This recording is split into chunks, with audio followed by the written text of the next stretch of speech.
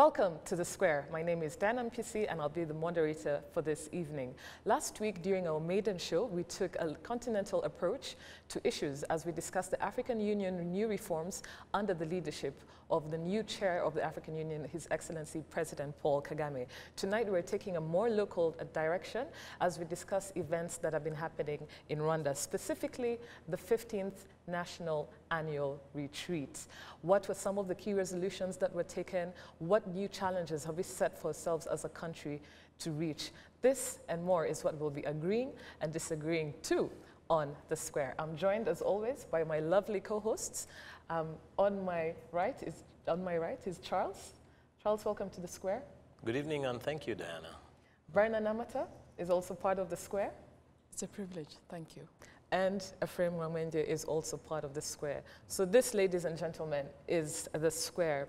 But before we get into the thick of things, last week was a very eventful one. There were a couple of activities that took place. What was your take on these activities? What were your key takeaways?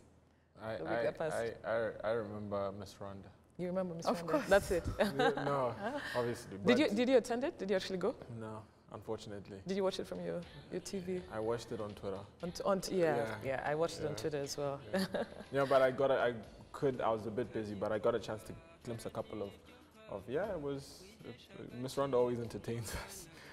Yeah. You know, talking about Miss Rwanda, a few years ago, I think the inaugural one, I stand to be corrected, 2014 or 15 thereabouts, or 13, I stand to be corrected.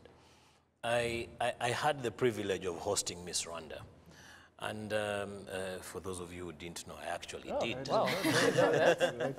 And every year that goes by, I see an improvement. And when I see people lashing out at the pageants, I'm really sympathetic because they do not realize how far back we've gone.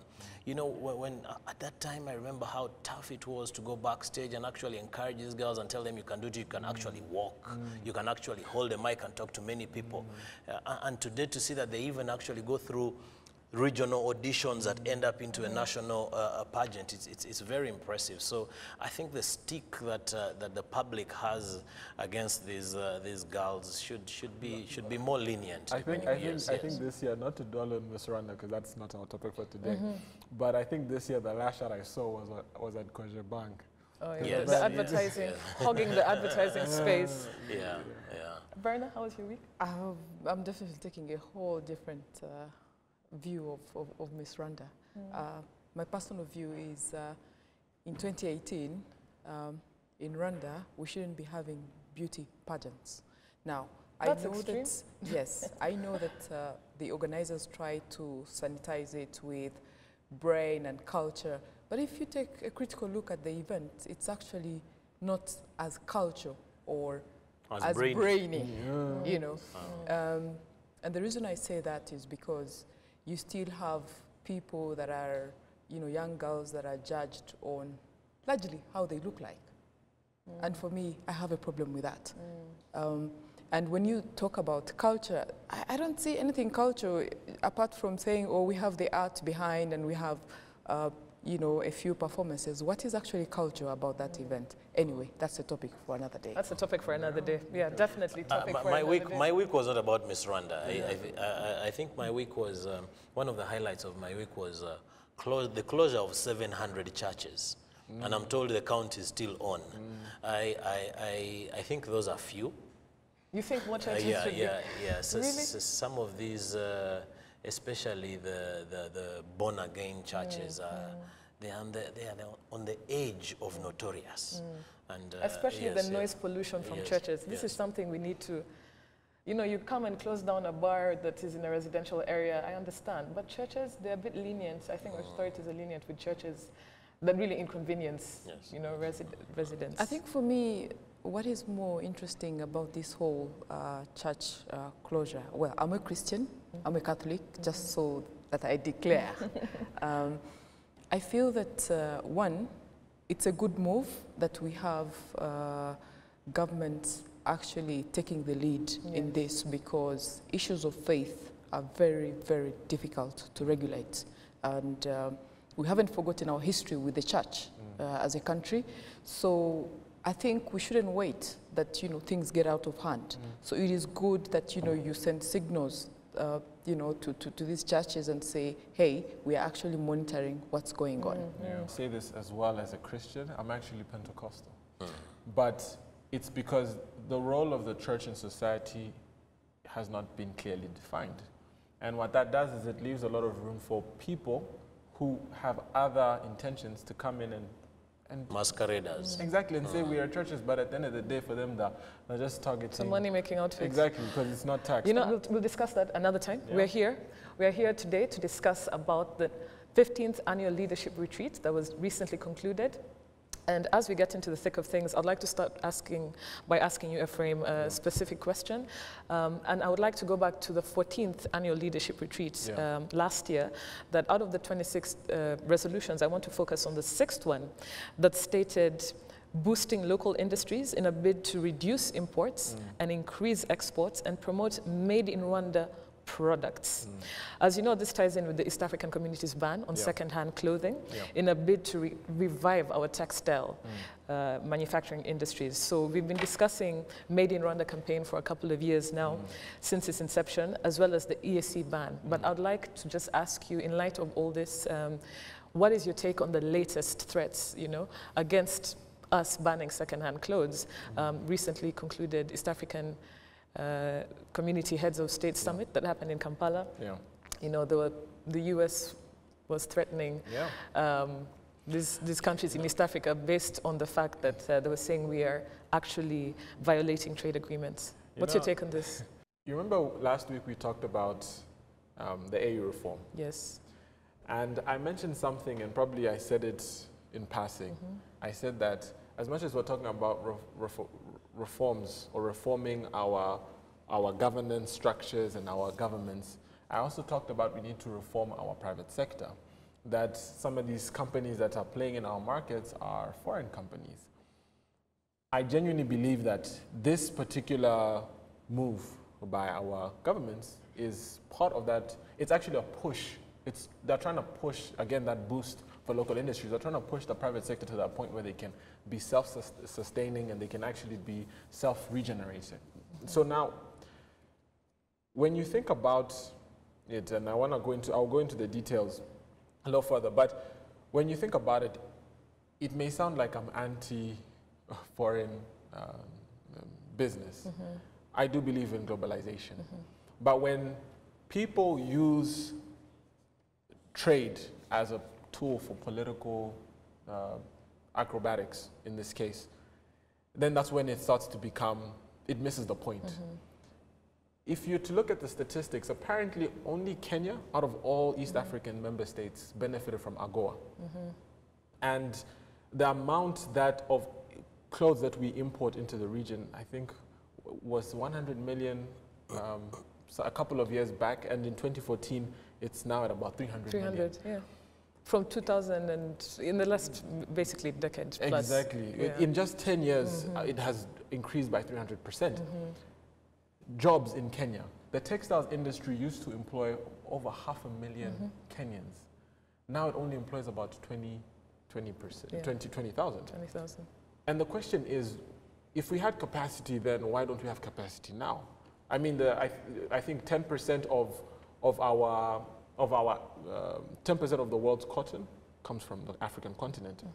I also found a statistic that of the imports of clothing items on the continent, that $300 million that we import as East Africa, we constitute a quarter of all imports. So the whole of Africa imports 1.2 billion, and just a few member states in East Africa actually import a quarter of that. So for me, when I look at it and somebody asks me, what's your take on this? What's your take on what these people are trying to say about protectionist systems, that you guys are violating particular clauses? It's the same clause, it's the same issue we talked about, that most favored nations clause. The WTO is saying. Yes. Again, it's acrobatics.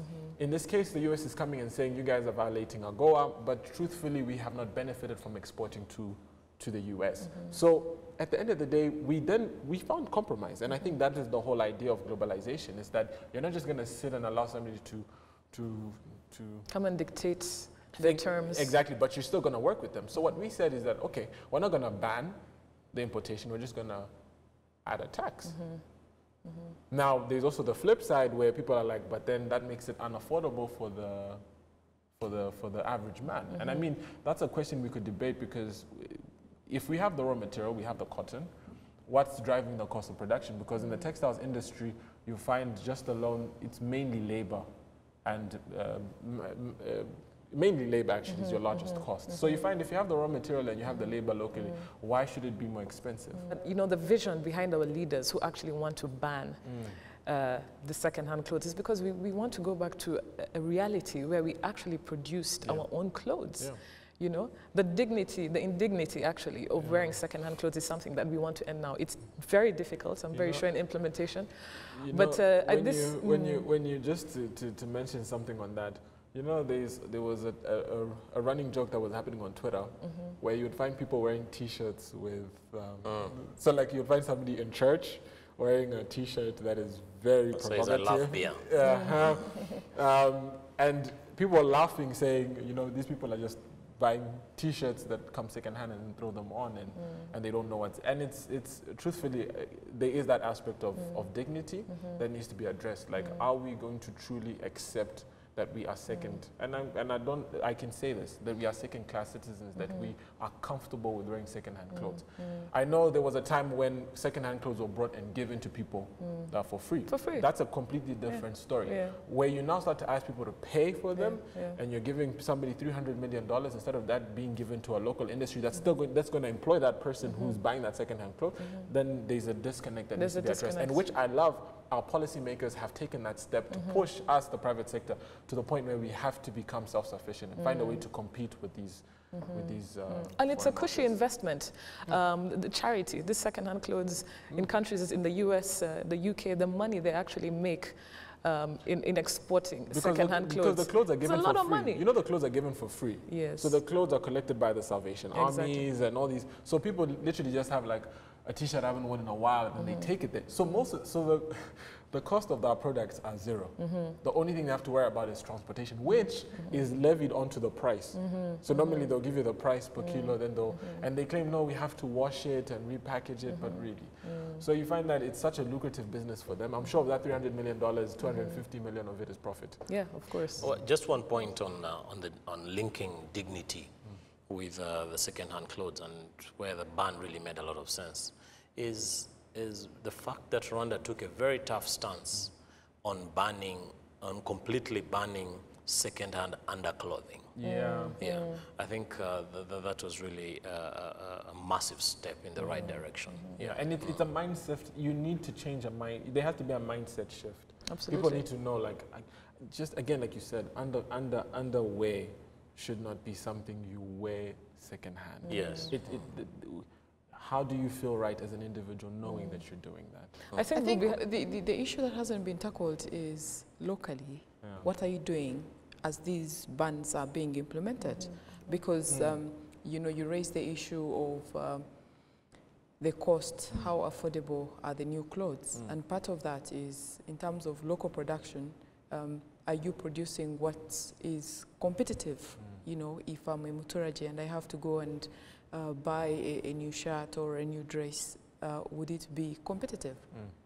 Currently, it's not the case actually, because you have imports, cheap imports from China, you have imports from Turkey that actually will be much cheaper than a locally made. Let me tell you something. The shoe industry, Rwanda has reached a point where some of the small companies are producing shoes profitably at a price cheaper than imports, and the quality of the shoes is good.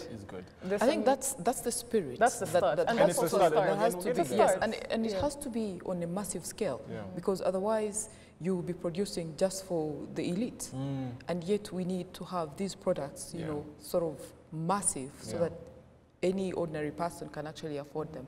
But you know, brother, it's a process. It's a process. For the last 40 years, because if you look at the 70s and 80s, before all these trade liberalization policies came in that actually affected a lot of African local industries, amongst them textile. You know, in the 70s, in the 80s, we were doing really well. We had our own mills producing cotton, producing clothes, and unfortunately that went downhill. And so for the last 3 or 4 decades, we've just been used to second-hand clothing. So it's really a difficult journey we're attempting. Our leaders are just saying, today is the time. The time is now. We need to reverse this trend. But understand, for 4 decades, we've been used to the whole second-hand clothes, and trying to reverse it now. And it makes it's going to take a while. But I'm happy to see that at least in East Africa, we're still really pushing through with this. And the Made in Rwanda products in Rwanda, it's a revival of this. The quality, and again, this is a push by the policymakers. They cannot force business people to take up the opportunity. But then they are business people who are taking up the opportunity. There's this company called CNH Garments. I don't know if you've heard of them. I think they hire around 1,600 people. Yeah, right off the bat. At the moment. It's not a big number, but it's a good start. And you'll be surprised that, at least this is when you realize that there was political will. The uniforms for the police, the army, and most of the civil servants was coming from this factory, showing that there was support for these industries. And I think as more investors start to look into this sector, I think it can be done because we have the raw materials and labor is affordable. We actually, right now, Africa has cheaper labor than any other emerging market in the world. Even than Asia? Yes. Countries in Asia? I think the labor is still more affordable. Like actually, Asia, because the quality of life is increasing. Yeah, the quality of life is increasing. You find that for us, it's becoming more affordable. Having Africans to produce these products, it's significantly lower. I think you raise an important issue about CNH, which fortunately, I mean, if you look at competitiveness, CNH, it's only this year that they're going to start producing on a massive scale for the local market. Yeah. But when you speak to CNH, one thing they'll tell you is what they're producing is not the cheapest. They still have competition from imports, you know, from countries like China. So how you navigate, you know, the challenges around the cost of production to lower their output is also, you know, an issue that needs to be looked into. Because before CNH, we had Utexirwa, which has had several challenges. And in a way, when we talk about CNH, we have to take a few steps backwards, I think, and see how to review those who came before CNH. It is good that we have CNH, but we also have to look into how do we address issues of reducing the cost of production to make sure that the output, is. I'm just gonna throw something out there. I would love to get into the sector, but it's not for me. If somebody can come up with... What do you mean it's not for you? No, I mean, I'm already in, I think, enough for now. His hand is in too many cookie jars for now, but at the moment. There's a business you follow opportunity. The money, no? Yes, I wouldn't mind passively getting involved. It's a synthetic fabric, and that is where we are being beaten by... What do you mean by synthetic fabric? Like what? So, so polyester. Polyester. Yeah. So what happens is you see non-cotton. Yeah. Not so cotton, they mix, they create blends. So it makes it, because you culture this in a lab and you can produce it at scale, use economies of scale to minimize the cost, and then matching it with our local cotton, you find that. So I've always told people that, I've said this for some time. I'm like, if we can have just on one of the coastal towns, either you can have it in Nairobi or you have it in TZ, or in the region, and we have somebody producing synthetic material fiber to distribute to the region. It will be a very lucrative business. Absolutely. We will cut down on this need to import fabric. Yeah. So on to our next topic. I'm sure this Made in Rwanda is something that we're going to have as a conversation as a country, especially as people who are in this industry for a long time to come. And the ESC ban and what it stands for is, I think, a conversation that also will carry on for a while, although it wouldn't be easy effecting these ideals, these visions that, that they want to put through. But moving on, Charles, my next question is to you. At the retreat, the recently concluded retreat, one of the things that really came up was malnutrition. And this is something that's kept on coming up, that has been coming up actually in the last 15 years, much to the ire of His Excellency the President, who really took the mayors to task on this issue. And then you add this to the fact that there's a new report that came out, a new study in the journal known as Nature, the scientific journal known as Nature, that states no African country is expected to reach the UN target of ending childhood malnutrition by 2030. Yeah. There's already that on a global scale. No African country is expected to end child malnutrition by 2030. And then here in Rwanda, the issue is serious. And this is something the president was visibly agitated by. And I didn't see any sort of responses, concrete responses by the mayors to this issue. What's your take on this? And what do you think are some of the issues causing this trend, recurrent trend for at least I think my good friend Dr. Anita Asimwe has a very difficult job. She runs this institution, National Early Childhood Development Center.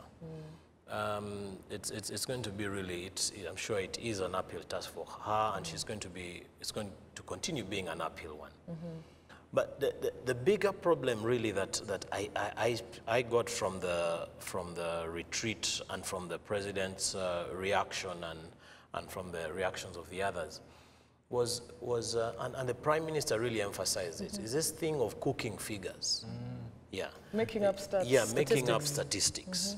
And the fact that, you know, from the grassroots level, the local government officials, they're happy to paint a rosy picture, yet kids have no food, or they eat poorly. You know, they don't have a balanced diet.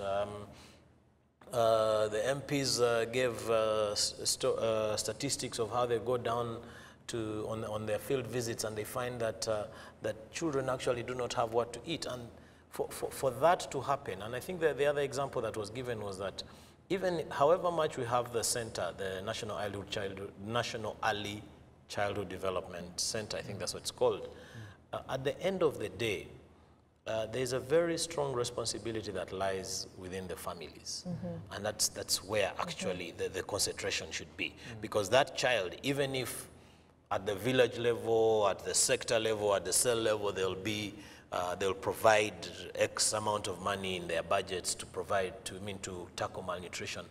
Where that child comes from, if it is not, if the issue of how they eat and what they eat is not tackled, it's going to be a very, very big problem.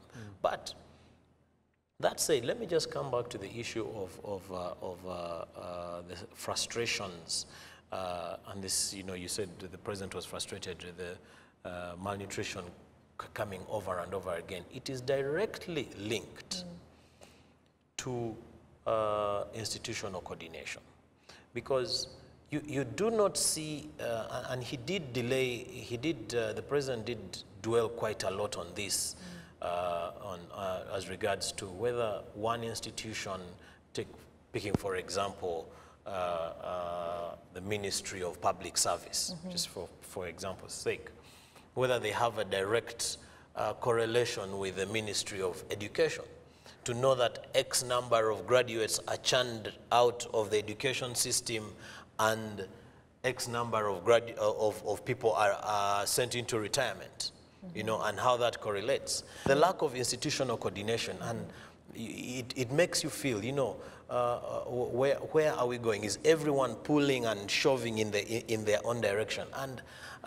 I say this without fear or favor, that one of the repercussions of this is this performance-based contracts that people sign. The performance-based contracts are designed in such a way that the person who is at the head of that institution and the echelon are awarded marks or points for shining in their respective jobs.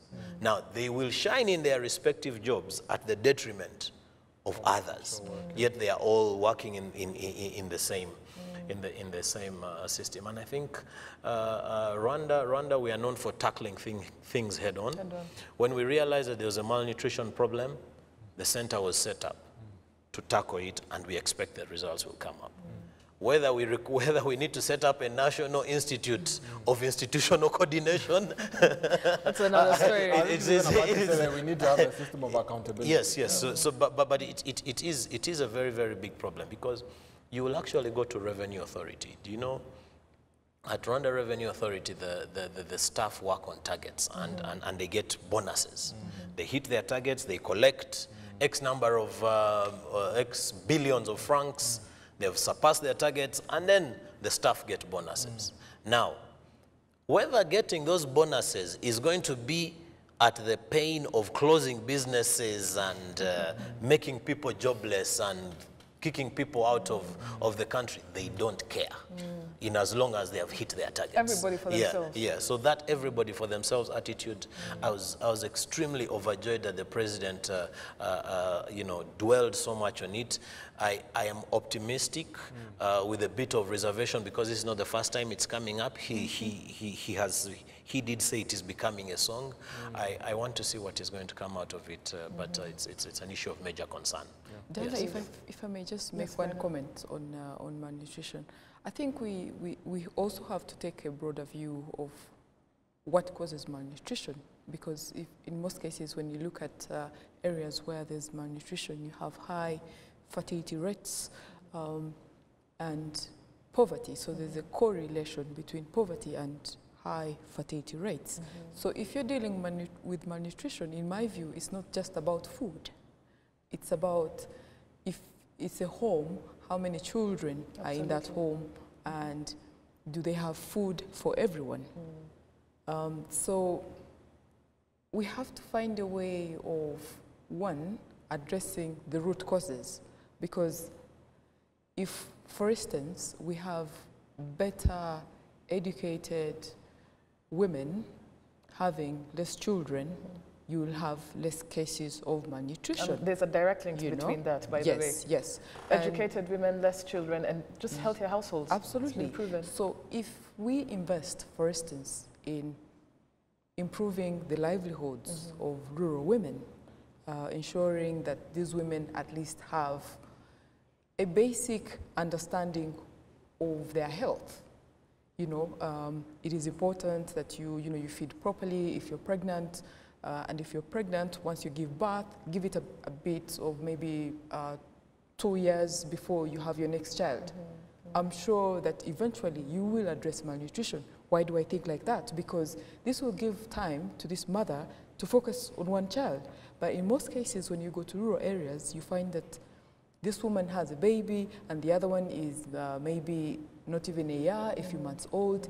And it's just impossible that, this mother can take care of herself and also be able to take care of her children. Bana, the points you raise are exactly related to institutional coordination. The coordination. Do they know about malnutrition? Yes. Connecting with women empowerment and information on you look at reproductive health, So exactly. You will find, I'm sure, that in certain sectors, children actually go hungry. While the Ministry of Trade and the Ministry of Agriculture have come up to put a mechanism in place to ensure that all the potatoes that are ready for harvest are not harvested. Yeah, I'm told there's a mechanism through which either potato farmers either harvest per sector or certain kilos and that are supposed to make their way into the market and what have you. So food is rotting in the soils while we're having cases of malnutrition. So again, back to it's all about the institutional coordination. We have all these programs that we've put in place. Government has spent billions in irrigation schemes. We've spent billions on poverty eradication strategies and implementation schemes there. But why is it that we still have that malnutrition? It's because there is no center focus on how all these areas affect one another. Yes. No, absolutely, I agree with you. I mean, even when you look at the irony around having one region have an oversupply of, for instance, milk. Yes, I wanted to bring this up. There's actually an oversupply of milk. Yes, this year in 2018. Yes, I mean, you go to areas around Nyungwe, there's a lot of milk because they have rain. And we have children malnourished. Yes, and then you have, on the other side of the country, you have, malnourished children. Yes. So it's the issue of I think it's because a lot of the resources, instead of being spent on the distribution network of these resources, some of these natural resources, some of the monies are being spent on protocol officers. We'll be back, ladies and gentlemen. Please stay tuned.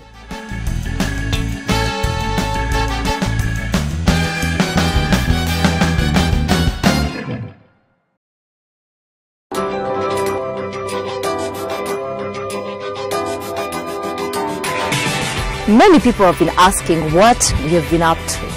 Well, we have told the different stories from decision makers, but this time round it will be different. We will be getting head to head with various influencers and get to the heart of the matter. It is not an easy ride, but we'll endeavor to get you there. It will be insightful, informative, and at times we will agree to disagree, because we are the bridge to your leaders.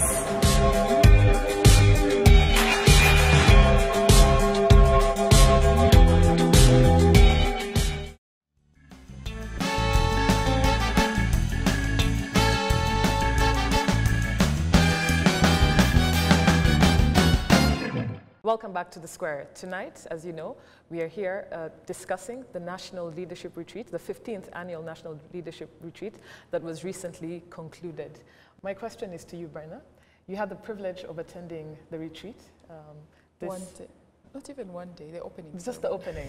But that's still a privilege of attending the 15th National Leadership Retreat. And during this period, the Prime Minister actually mentioned that 82% of the resolutions of the 14th Leadership Retreat last year have actually been implemented. But as the President has said over and over again, a lot more needs to be done. Yeah. And in this vein, I wanted your opinion, also to add to that, there are different reports that have come in, such as Transparency International on the Corruption Index, the World Economic Forum report stating Rwanda is a safe country with low levels of corruption, but a lot more has to be done. So my question to you is, we are 2 years from Vision 2020. The good percentage of, 82% of things being implemented from last year. Is there a similar positive outlook on us also implementing a good percentage of the things that we agreed upon towards Vision 2020, which is in 2 years' time? I'm just hoping you didn't swear an oath of secrecy before. No, that's why they kicked them out. No, actually, at some point, they were just very clear, like, press out. Yes. And we just had to... Okay. But you were there for the opening. You got the meat. Yes. Meat of you were there for the opening. Yes. Did you get the feeling that the 82% is also a cooked figure? No, not at all. No, not at all. I mean, anybody who has followed the way the government of Rwanda functions will not be surprised by an 80%, because there's that commitment to results. So the 80% is impressive. 82% is impressive, and it has not come easy. When you look at where the country is coming from, there's been a lot of work being done, and it's something that has to be commendable. Now, looking ahead, it's not going to be easy at all. Why do I think so? Because the environment has changed with which Rwanda is placed at the moment. For a very long time, Rwanda depended largely on the generosity of donors. The donor feeling now has changed. We are now more keen on private investments, on partners, who would not look at us as, people they are doing a favor, in terms of partnership. We are looking towards mutual partnership. Now, that changes how you implement even the different programs. For instance, if you had a program that was entirely donor funded, now that is going to change, going ahead. As a country, we have to find a way of looking for resources internally to fund our development agenda. Now, the challenge there is, do we have the private sector, for instance, to be in the driver's seat in this whole process? Are they ready? And that is a question Ephraim has to respond to. But also in terms of how we allocate our resources, it is going to change in terms of priorities. Yes, you've been prioritizing right from the beginning, but now, given what I think is increasingly becoming a hostile environment, in my view, because now suddenly people feel Rwanda has made a lot of progress, and you don't have the same sentiments, you know. So you have to negotiate better, you have to really, you know, as you said last time, you know, tighten the belt. Tighten the belt. Yes. Yes. So, and I think that's the mood that was quite alive when I attended the opening ceremony. You know, His Excellency trying to say, look, we cannot afford to be complacent because we are getting good rankings globally. We should continue to challenge ourselves. And I think if we continue to challenge ourselves and not be comfortable with what we have, there's no doubt why 2050 targets cannot be achieved. I think the issue is, you know, if you get complacent, then it becomes a problem. But what about 2020? 2050, I understand, yes, there's 2050. During last year's Umushikirano at the council, they presented a draft of 2050. But for 2020, what's your take on, as a country, as a people, in actually reaching our goals in 2 years' time? Is this something? Well, if we measure progress so far, it's actually looking very good. For instance, if you look at per capita, we are at around 700 something. The target was around 1.2, but you can see it's quite close. If you look at growth, for a very long time we've had double digits. Unfortunately, we are not growing as fast as we should anymore. But I think with the current mood and the pressure, we should be able, I don't think that we could get to the double digit that we need to actually achieve the poverty eradication targets that we need. But there's room to at least keep it at around 8%. Because if you look at what's happening around Kigali, even outside Kigali, there's a lot going on. And I think within 2 years, even before 2 years, some of those targets will be achieved. I'm very positive about that. Okay. Alfred, is there something you want to add to before this? Ephraim comes in, you see, this is, I can't remember the last time a very senior government leader came out to openly call his fellow leaders chefs. The Prime Minister was on record on the opening day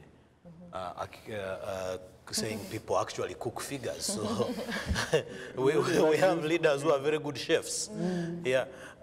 So usually these are accusations that are traded against us by the outside world and the guys in the East African and people like those. And we defend ourselves. Yes, and we are very, very aggressive, you know, vehemently, yeah.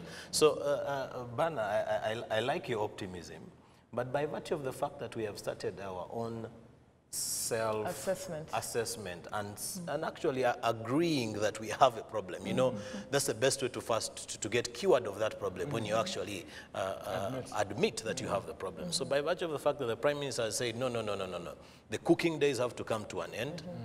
We have to. We need it raw. Yeah, we need it raw and uncut. So I agree with you, Bana, that a lot has been achieved over the last number of years, especially around infrastructure, access to education, access to water, electricity. There's so many things that have been done.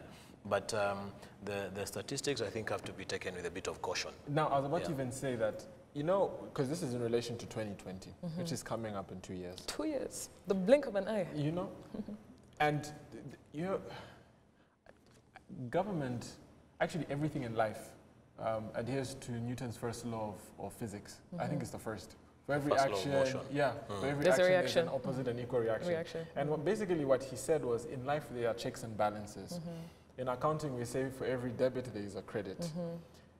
When you look at it from this perspective, if what we put on paper, for example, agricultural produce, is accurate, then we will not have an issue of malnutrition.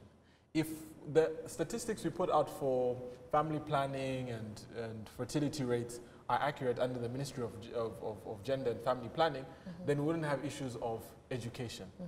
And what's happening now is that like you're talking about this lack of institutional coordination, is that you find reports that are not adding up. They don't sync They up. don't sync. And you look at them I closely. think, so that's why the self-assessment is happening now, because guys are like, look, we're going to reach 2020, because, you know, you can cook statistics for a very long time. I'm a businessman. I can decide maybe I go cook my financial statements. Do you cook numbers? No, I Do you can't. cook Because financial? you see, I use my financial statements to make a decision. Yeah. If I keep cooking them, what's going to happen is I'm going to keep thinking my business is profitable. And Meanwhile, it's we not. are incurring a huge loss. What's going to happen is eventually the music is going to stop. We're going to run out of money, and I'm going to be like, what the book said. So it's the same situation that I think we're currently going through this self-assessment, because we're like, eventually the music is going to stop. And we're going to be like, and I know this economically, like our country, if we do not self-assess and put in the right policies to address our economic framework, we may be putting out 7%, 8%, 9%, but if those things are not accurate to what's on the ground, the music will stop and we'll see it in the lives of people. True. I just wanted to ask, by the way, on that question of, you know, talking about malnutrition and families, I just want to go back quickly. Are we still on 4 child per family? No, actually. Is it 3? If we take the latest demographic health survey, I think it's 4.2. But the concern is, recently the members of the Senate had dialogue with the head of the Institute of Statistics, and he was saying that, look guys, if we are not careful, the numbers I'm seeing here, we actually might be walking backwards, because as much as we had 4.2, the indications right now are more Rwandan women want to have more children, and that is a problem. So unless we do something about it, and this of course has a link to, one, access to family planning and education. If we don't take those things seriously, already now we are seeing cases of teenage pregnancy. Oh, the teenage pregnancy was, yes, that was a serious pandemic. And so you can already see that if we don't if there's no concrete steps, there are no concrete steps taken with regards to issues around teenage pregnancies and the unmet need for family planning, you can be sure that in the next demographics, we're going to have our fertility rates go up back to 6 or even 7. Allow me to say something. I don't think it's purely about access to family planning. And you know, I say this, do you know that there have been strides to make it affordable if somebody has mid-weight, even if they don't, to get that injection? Do you know women blatantly refuse? Even when they have access. The men refuse I think to the go main for issue, vasectomy. yes. We did talk about the men doing that actually. Yeah, you know. Men going for vasectomy. No, but we can. But why do the women refuse? No, that's the thing. I genuinely feel like Is the it problem cultural? I think it's education. Most of these women, and it comes down to poverty.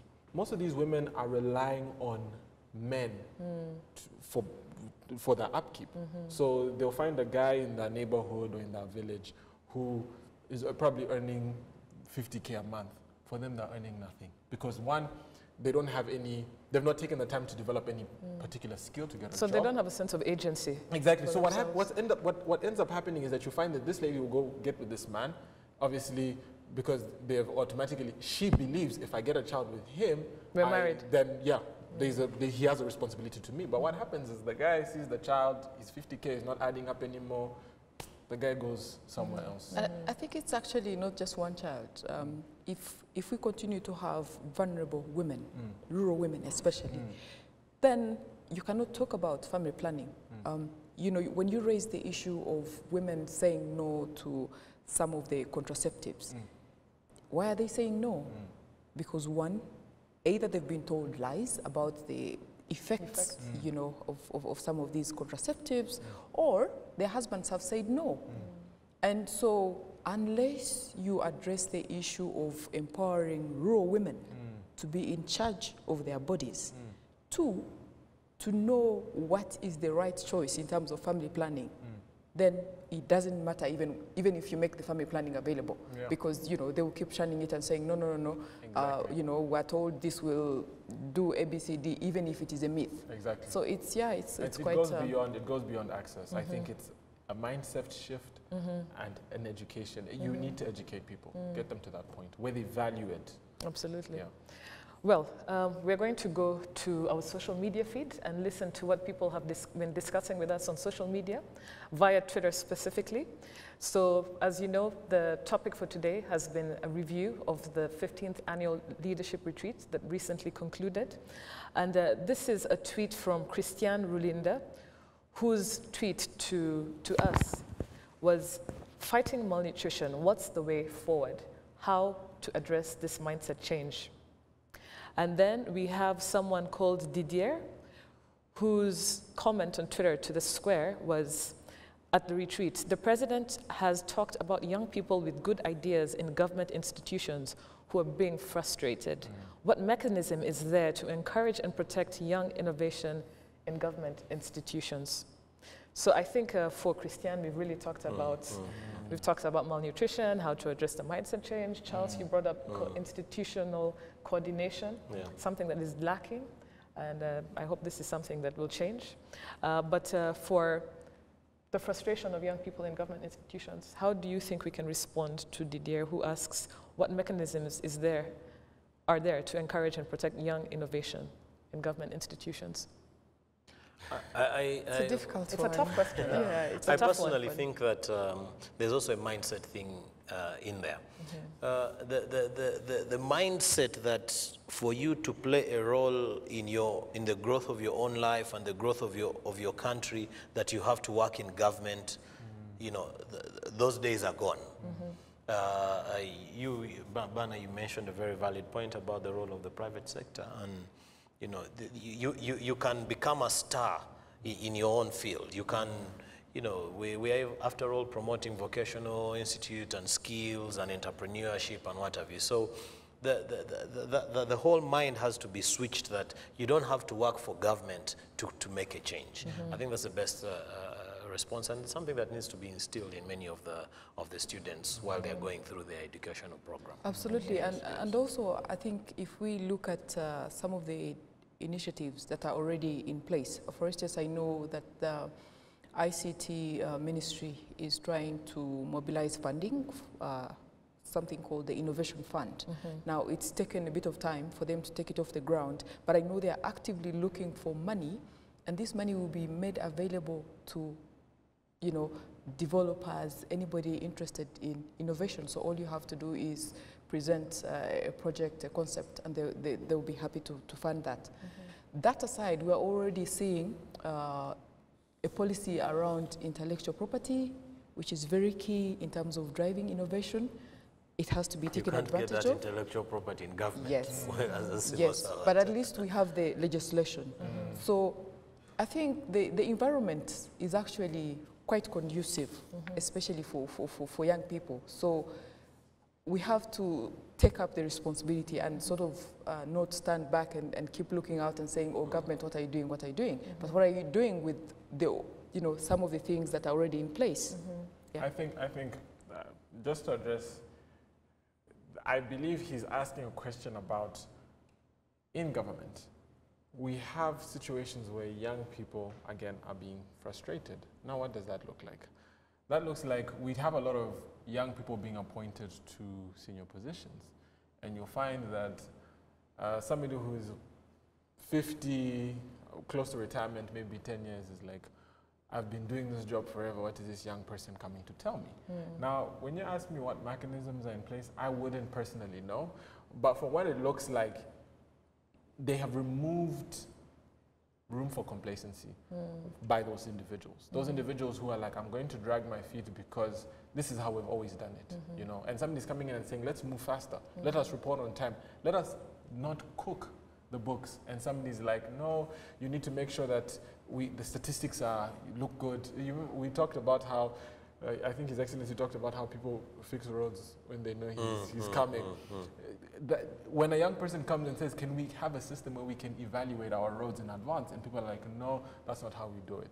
I think, actually, one example I know is RALC, the Rwanda Local Government of Languages and Culture. Yes. Apparently, the board is is old timers, which is necessary because I think we don't have many young people. We don't have many young people to add some innovation to our culture. Yes. And so language. I know we don't, and language, so I know we don't have a direct translation in Kinyarwanda for Bitcoin. Yes. but I'm just saying, like, you find that in such situations when the young people try to, or the younger group within that community try to bring innovative ways to do things, people are like, and again, cultures may be different, language and culture are probably different than other, but I feel like the mindset is the same, where people are like, we've always done it a certain way, it should be that way. So I don't don't know personally. But I have a divergent opinion on that one, but... for me, what I think is that, I don't know, for Rwanda is a country whereby, I do think he had a point in his tweet to us, but I really look at Rwanda as a country where young people are really empowered, especially in leadership positions. You know, I'll tell you, when I used to work in government, I remember we'd go, you know, on missions to different countries, and the entourage of, let's say, the other... Would you go as a protocol officer?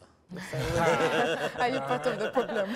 I was in protocol, but not the way it was being discussed at Umuhero. But yes, you know, I'd go as a young person, and the people, you know, the other heads of state or what have you, the people that they surround themselves with are really much older than the counterparts here in Rwanda. So I think young people have really been empowered in leadership positions in this country to the point where, you know, it has been said of the president that he runs Rwanda like a company, you know, he's a CEO, but the people that he surrounds himself with are really young people compared to counterparts across the continent. So I think young people really are empowered here. They may be frustrated, but I don't think it's an issue to the point. My divergence in opinion was actually not necessarily in that direction. My point was really that we have not empowered the young people, we have not prepared them for positions of responsibility. And that's why you find that quite often there are fundamental errors that are made by these young people when they get into positions of responsibility. And sometimes they don't last in there because they don't know how to conduct themselves. They don't know how to, you know, for instance, respect what they have found in place. They think that because the idea is fabulous in their own opinion, and therefore everything else is useless. Or even handling money and responsibilities, and all of a sudden, while you're applying for that job, you used to walk, or you used to get a cab, or you used to get a motor, and then you've moved from a motor of 300 francs to a Land Cruiser. To a Land Cruiser.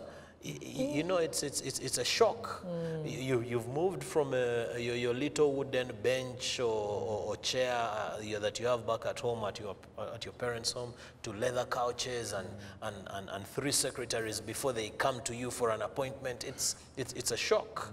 So I think that there needs to be some more prepping. In other areas, you have leadership schools that then prepare talented, innovative young people to go into positions of leadership. That groom them for that. And I think that's a bit of a gap that there is, Well, we are set to take a break. Please stay tuned. We'll be back right after the break.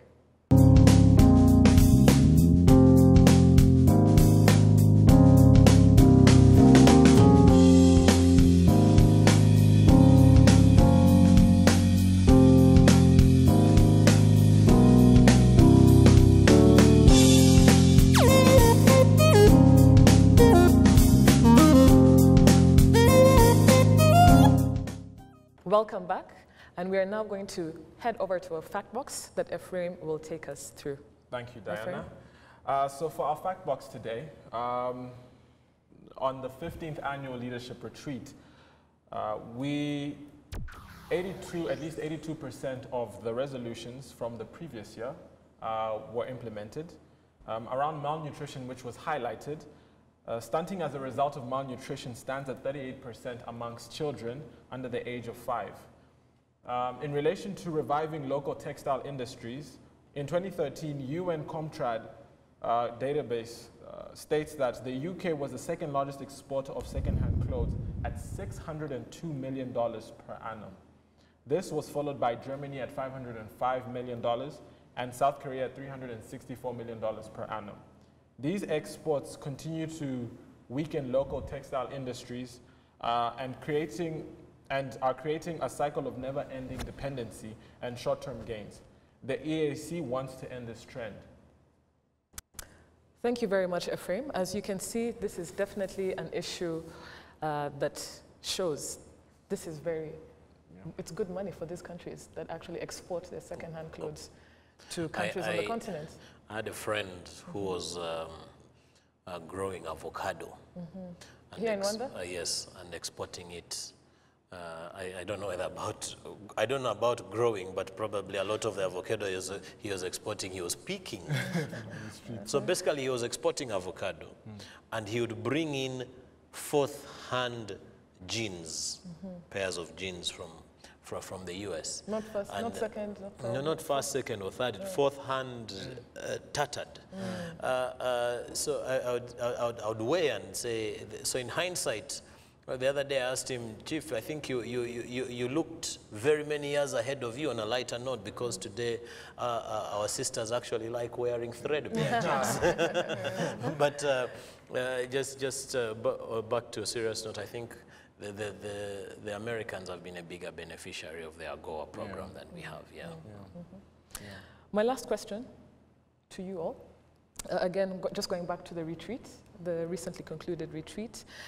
During this retreat, the Honorable Minister of Foreign Affairs, Louise Mushikiwabo, stated that on accountability, or lack of it, we are too harsh. We are too tender. We need to be a bit more harsh. And you could also sense His Excellency, the President's frustration on why some issues are recurrent at this retreat for at least the last 15 years. My question to you, Bernard, Charles, and Ephraim, is do you have some ideas on what our leaders can do better in implementing these goals, or what systems can be adopted to avoid some of the key issues that came up at this year's retreat? Kid gloves. Kid gloves. Yes, people are treated with kid gloves. And I think that's the point Honorable Louise Mushikiwabo was saying. You know, when you go to Parliament, I am told leaders have actually found a very, very effective way of conducting themselves before the Parliamentary Accounts Committee. When PAC summons a leader, all they need to do is accept everything that PAC says, and they will live scot-free. Accept and apologize. Accept and apologize. Thank you, Bana. So, Auditor General will say something, PAC will come up and say the other thing. As long as you accept and apologize, you will be home and dry. So, indeed, we're treating people with kid gloves, and this has to come to an end, really. When you talk about being harsh, and also talking about how we can come up with solutions, because if we can't keep having we can't keep having recurring problems over and over again. But the question is, where is that missing link?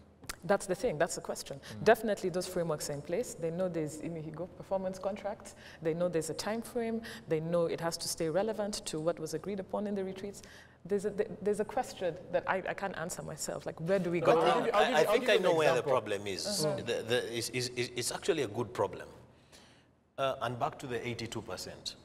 By virtue of the fact, and even the President said it himself, by virtue of the fact that there's a lot that we can clap our hands for, we may tend to concentrate on all the good things that have been achieved by that particular leader or minister or director general or whatever, and turn half a blind eye on the ones that have not been done, because there's a lot more that has been done well.